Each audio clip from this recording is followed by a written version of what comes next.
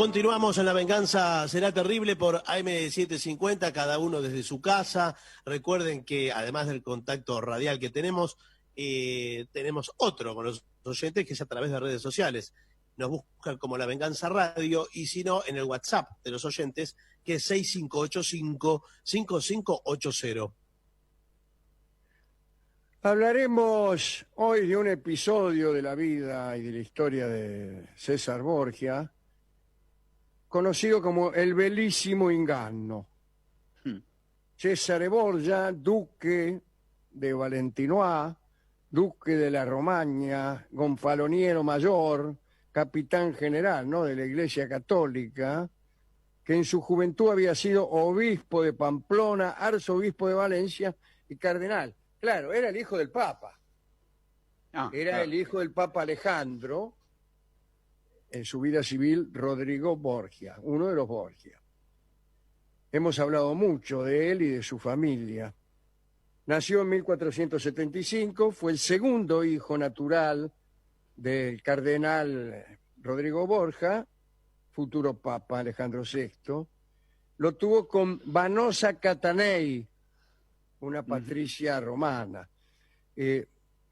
Tenía más hijos. Por empezar, el mayor, Juan, posiblemente asesinado, seguramente asesinado, no se sabe por quién. El ya mencionado César, que era el segundo. El tercero, me parece que se llamaba Jofre. Qué raro nombre para un italiano. Pero sí, ellos eran españoles, eran los Borgia, ¿no? De origen español. Y después tuvo a la famosa Lucrecia Borgia. Tenía otra amante, el Papa Borgia, que era nada menos que Julia Farnesio. Con ella tuvo por lo menos una hija que se llamaba Laura. Julia vivía en un palacio que todavía se conserva y que queda justo enfrente del último hotel al que fuimos en Roma. Sí, señor. Ese edificio grandote que había ahí era el costado del Palacio Farnesio, la casa de Julia Farnesio.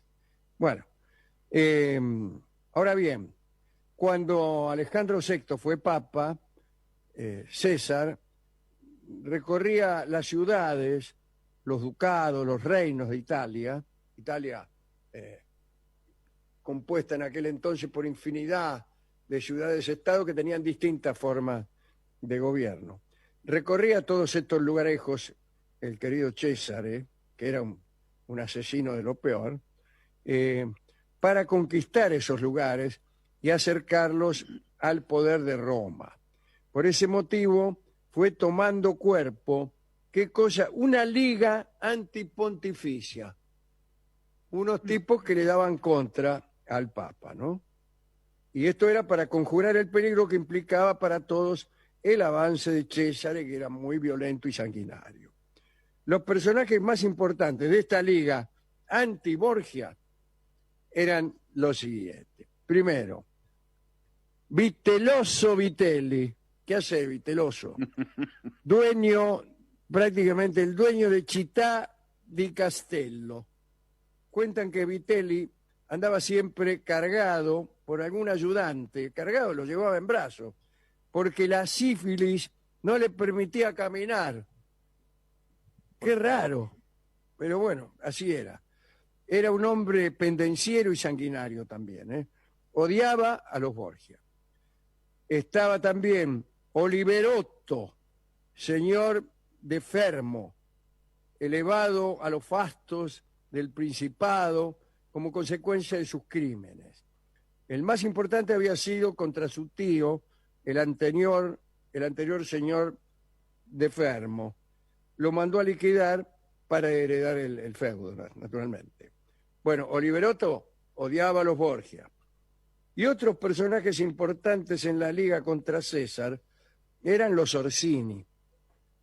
Por esos tiempos, Francesco Orsini y su hijo Paolo sostenían los feudos de Palombara y de Gravina. Los Orsini también odiaban a los Borgia. En realidad los Orsini eran de Roma, eran una de las familias importantes de Roma. Acerca de los Orsini puede leerse la estupenda novela Bo Marzo, de Manuel Sí. Mujica Lainez, con su correspondiente ópera, con música de Ginastera. Es una novela muy, muy, muy linda. A mediados de 1502, los jefes de todas esas familias, de la Liga, ¿no? La Liga Antiborgia, se reunieron en Todi. Sí, estaban todos y Todi. Toma Todi todito los días.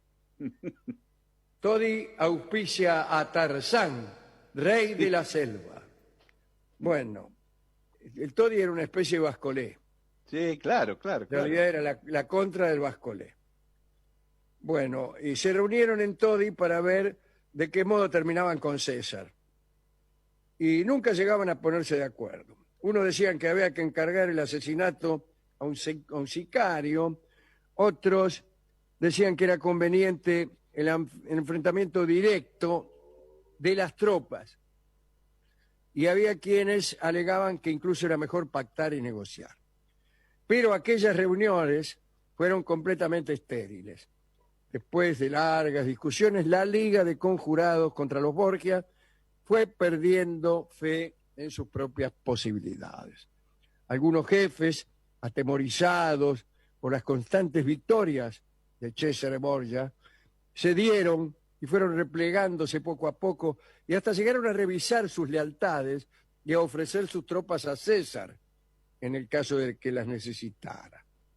Bueno, cuentan que Maquiavelo, por esos días estaba con Cesare Borgia, recibió de él la confidencia de que se reía de aquella asociación de quebrados.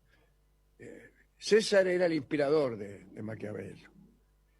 Bueno, y llegó a enterarse César de aquel tibio intento de conjura, ¿no? De la Liga de los Antiborgias. Sí.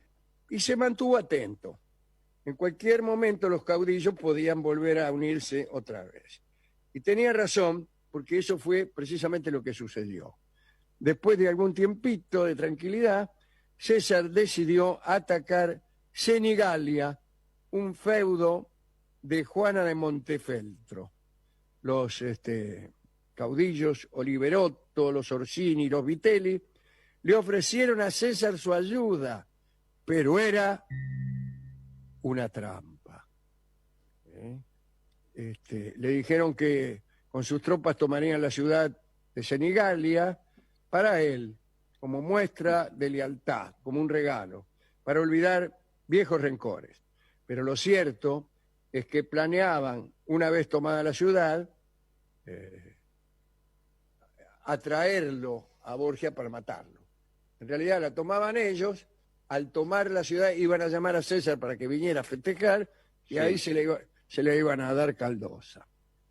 Oliveto di Fermo marchó primero al frente y se apoderó de Senigallia. Juana de Montefeltro huyó de aquel lugar. Huyó junto a su general, que no era otro que Andrea Doria.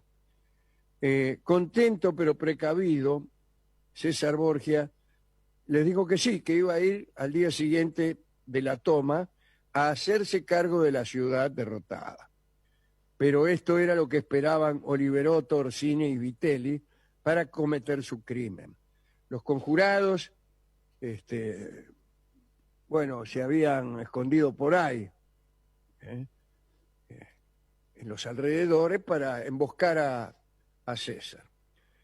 César se hizo el confiado. Les mandó un mensajero y les hizo saber que quería instalarse en el palacio de la ciudad. El mensajero de César también le pidió a Vitelli que desplazara a los soldados que se encontraran allí.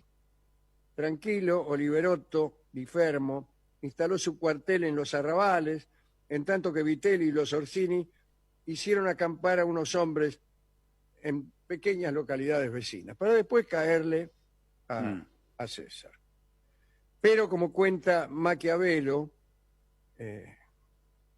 Borgia había salido de Cesena con 10.000 infantes y 3.000 caballeros. Dame. ¿Qué Los había contraataque? dividido cuidadosamente en pequeños grupos, avanzaron por pequeños caminos hasta Senigalia y ahí se escondieron y se produjo lo que los historiadores y cronistas llamaron el bellísimo engano, Hmm. el bellísimo engaño. A su llegada, César dio muestras de gran amabilidad, de supuesto agradecimiento por la ayuda de los caudillos, dijo que quería tenerlos a todos en sus aposentos para un banquete y un brindis. Bueno, el único que dudó fue Vitelli, pero al final fue. Una vez que estuvieron todos, a una señal convenida, los hombres de César se abalanzaron sobre ellos y los inmovilizaron. Luego, Borgia dio la orden de atacar a los soldados que tenían Vitelli, Oliverotto y los Orsini en los alrededores. Espantados a ver el gigantesco número, salieron todos rajando. Aquella misma noche, Vitelli, los Ortini y Oliverotto fueron juzgados y condenados a morir por traición. Cuentan que Oliverotto, para evitar una muerte ignominiosa, había intentado clavarse una daga en el pecho, pero no tuvo el coraje. Vitelli había pedido simplemente a César que le pidiera al Papa una indulgencia plenaria para la salvación de su alma. Ojo, la indulgencia plenaria no es un perdón para que no te maten, es que te perdona todos los pecados. Esa es una Directamente. indulgencia plenaria. Suele haber indulgencias plenarias de la Iglesia para los que van a ciertos lugares o hacen ciertas cosas. Dice, Bueno, hubo una indulgencia del plenaria Papa para los que Francisco. caminen a Luján, ponele. Claro. Hubo una Sí. hora del Papa Francisco cuando ¿Ah, comenzó sí? la pandemia.